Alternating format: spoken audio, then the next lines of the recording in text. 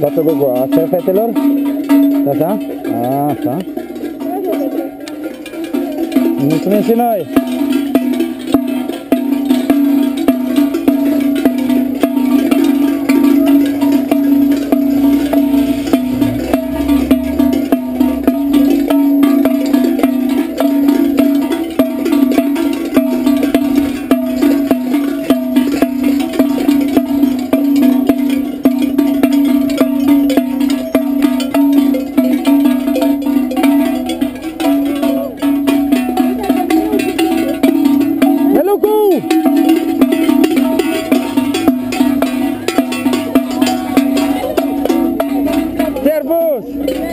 Păi Lola cu mașina!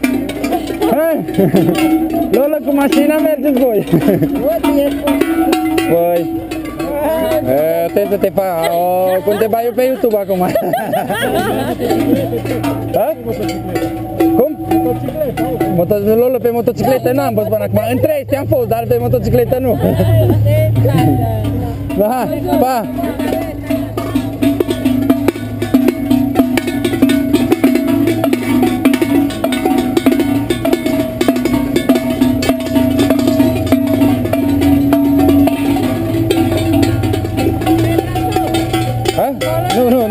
Nu, la Brașov nu mergem.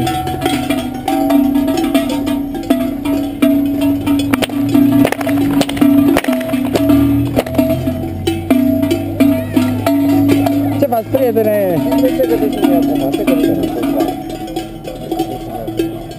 Ce faci? Servus.